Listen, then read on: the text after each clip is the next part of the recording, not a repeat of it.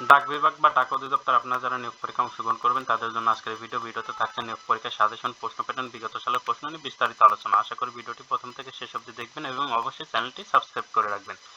এখানে একটা কথা বলে রাখি, স্বল্প সময়ে ভালো একটা প্রশ্ন ছেলে ডাক অধিদপ্তর জব রিভিউ এই বইটির পিডিএফ আমাদের কাছ থেকে সংগ্রহ করে নিতে পারেন। পিডিএফ এর মূল্য 40 টাকা। যারা নিতে চান তারা এই নাম্বারে হোয়াটসঅ্যাপের মাধ্যমে যোগাযোগ করে পিডিএফটি সংগ্রহ করে নেবেন। এই পিডিএফ এ ডাক অধিদপ্তর এবং ডাক বিভাগে এ যাবৎকালে যত পরীক্ষা হয়েছে সব পরীক্ষার প্রশ্নের সমাধান দেওয়া আছে, লিখিত এবং এমসিকিউ উভয় পদ্ধতির যে পরীক্ষাগুলো হয়েছে সব পরীক্ষারই প্রশ্নের সমাধান সহ উত্তর দেওয়া আছে প্রায় 100 পেজের মতন। টোটাল পিডিএফটা কভার করতে পারলে আপনার পরীক্ষার প্রশ্নের সম্পর্কে ভালো একটা আইডিয়া হবে। পরীক্ষা সাধারণত এমসিকিউতে আসে, আর যদি পদ সংখ্যা বেশি হয় তাহলে পদ সংখ্যা বেশি হলে এমসিকিউ, আর পদ সংখ্যা কম হলে রিটেন পদ্ধতি পরীক্ষা হয়। আমরা দুইটা পদ্ধতি পরীক্ষার একটু ধারণা নেই। যেমন এটা এমসিকিউ পরীক্ষার প্রশ্ন, এটা পদ সংখ্যা বেশি ছিল। যেমন বলা হয়েছে জলাশয় শব্দের সমার্থক শব্দ হচ্ছে, মানে জলাশয় শব্দ সমার্থক শব্দ কোনটি, এটা হলো সর্ব। একাদশে বৃহস্পতি কি? এই একাদশে বৃহস্পতি এটা একটা বাগধারা। এখানে 4টা অপশন দেওয়া আছে, তার মধ্যে সঠিক উত্তরটা আপনাকে দাগিয়ে আসতে হবে। এটা অর্থ বাগধারা। এরপরে কোনটি শুদ্ধ বানান? এখানে শুদ্ধ বানানটা ছিল শিরচ্ছেদ, ঘ নাম্বার অর্থাৎ 3 নম্বর উত্তরটি। নিচে কোন শব্দটি শুদ্ধ?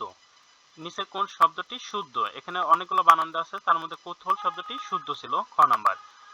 নত্যবিধান বাংলা বানানের কোন শব্দের ক্ষেত্রে প্রযোজ্য? এটা সংস্কৃতি শব্দের ক্ষেত্রে প্রযোজ্য। এটা ছিল এমসিকিউ পদ্ধতি। এবার আসি রিটেন পদ্ধতি একটা প্রশ্ন কিছু দূর সমাধান করি।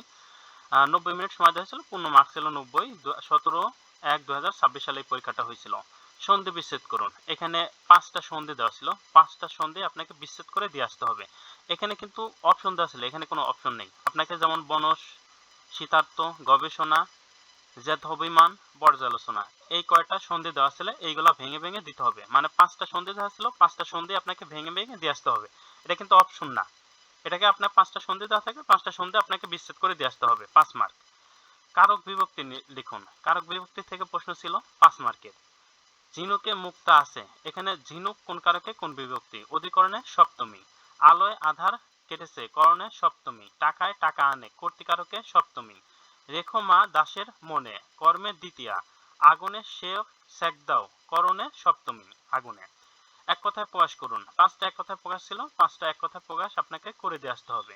ব্যাস বাক্য সহ সমাস লিখুন। 5টা ব্যাস বাক্য সহ সমাস ছিল, সেটা আপনাকে অবশ্যই উত্তর করে। যেমন রাষ্ট্রনীতি, রাষ্ট্র পরিচালনার নীতি। মধ্যপদলোপী কর্মধারায়। সিংহাসন, সিংহ চিহ্নিত আসন, মধ্যপদলোপী কর্মধারায়। গায়ে পড়া, গায়ে এসে পড়ে যে, অলোক বহুবিহী। স্বর ঋতু, স্বর ঋতুর সমাহার, দ্বিগু সমাস। এভাবে আপনাকে আলাদা আলাদাভাবে বিচ্ছেদ করে দিতে হবে। তাহলে আপনারা যদি যাদের এমসিকিউ হবে তারা এমসিকিউ পদ্ধতিতে পড়ে গেলে ভালো হবে, যাদের রিটেন হবে রিটেন পদ্ধতি পড়ে যাবেন।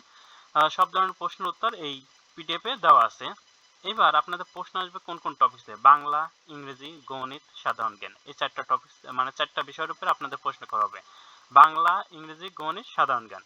এক্ষেত্রে আপনাদের বাংলার জন্য আলাদা, ইংরেজির জন্য আলাদা, গণিতের জন্য আলাদা, সাধারণ জ্ঞানের জন্য আলাদা, এবং প্রিভিয়াস কোশ্চেন ব্যাংক সবগুলো যদি পড়তে পারেন সবচেয়ে বেটার হবে এবং 100% প্রশ্ন কমন পাবেন। সবগুলো বইয়ের পিডিএফ এর মূল্য কিন্তু 100 টাকা। যারা নিতে চান তারা স্ক্রিনশট দিয়ে এই নাম্বার হোয়াটসঅ্যাপের মাধ্যমে যোগাযোগ করে সবগুলো বইয়ের পিডিএফ সংগ্রহ করে নিতে পারেন।